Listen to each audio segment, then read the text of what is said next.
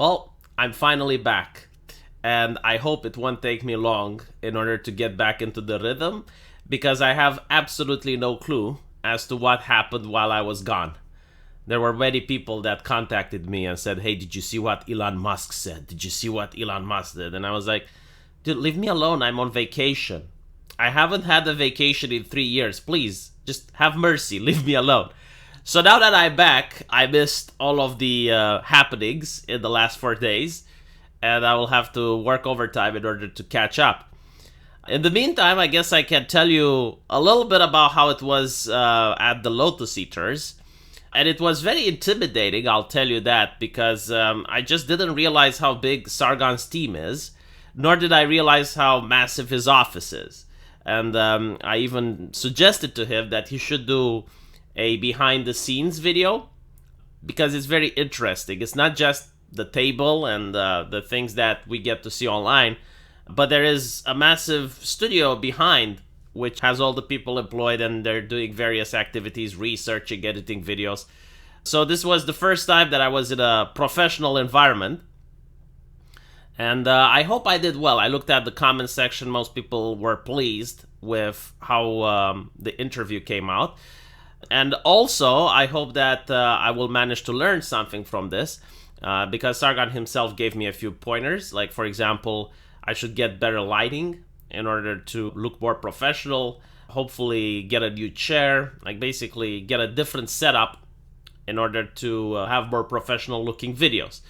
And I think I'll try to work on that next year. I'll do some research, maybe find someone that knows how to design an office in order to do the best recording possible, because it's not as simple as just plugging a camera and a microphone, which is what I've been doing up until now. So maybe if I can find someone to give me a few tips, I will definitely take up on that offer.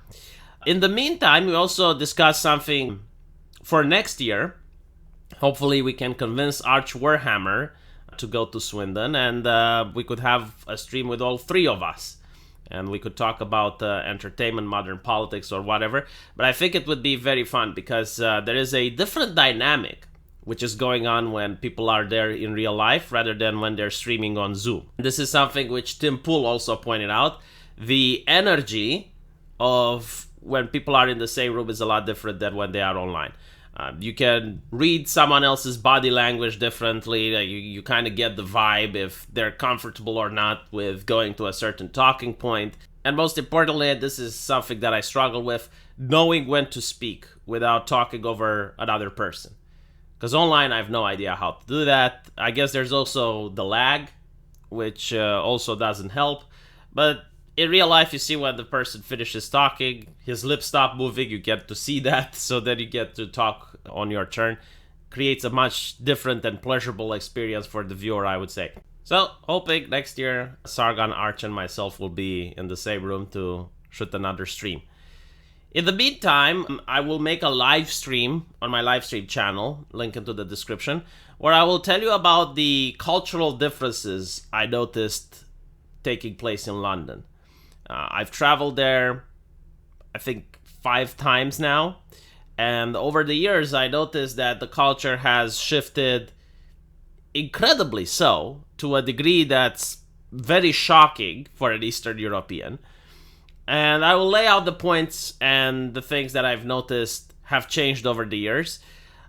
It's probably something that British people don't realize because you live there, but for someone that just travels from the outside and sees how things have changed so significantly in certain areas, like, just to give you a sneak peek of what I'm talking about, there are places in London, quite many of them, that do not accept cash at all. So, for example, if you go to the London Zoo, they will not take your cash. They only accept credit card, which I found to be not just concerning, but bewildering. I mean, I have cash in my hand. Why can't you take it? And it was very conveniencing for me as a tourist, because I usually have cash to the country that I'm going for many reasons. Like, for example, the fact that there's not going to be any banking problems. If there is some fluctuation with the currency, I don't care, because I already have the cash in hand. So you go to many places, not just London Zoo, but like even trying to buy a muffin on the subway, they also require for me to pay with credit card. Now, I'm pretty sure that is something that happens only in London, but it would be concerning if it expands to other places because we are in the middle of the conversation of cashless societies. And we know what could be the downsides of that. I mean, we see it in China with their social credit system.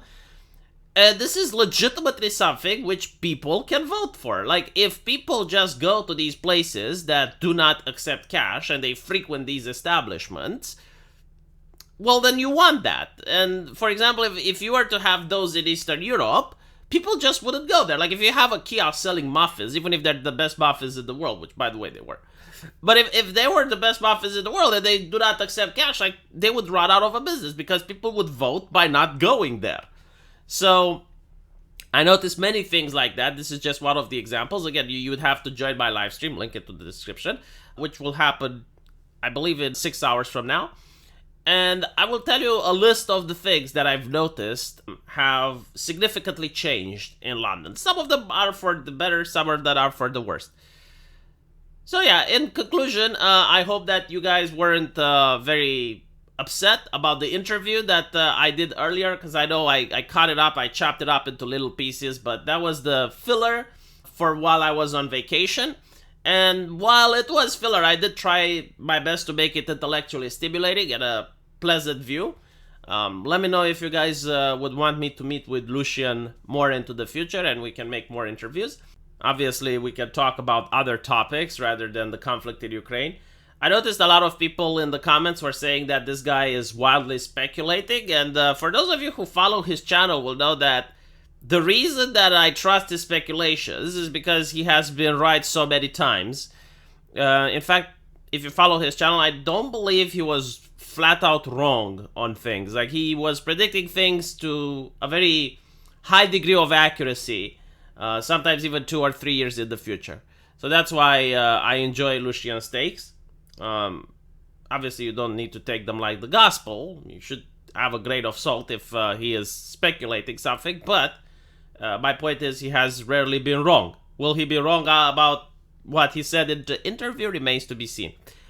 But anyway, in conclusion, focus more on improving my little studio, get some better lighting, figure out a way in order to make the videos a lot more professional looking. That would be my goal for the next year. In the meantime, I will see you guys on my live stream and, of course, in the comment section. Take care.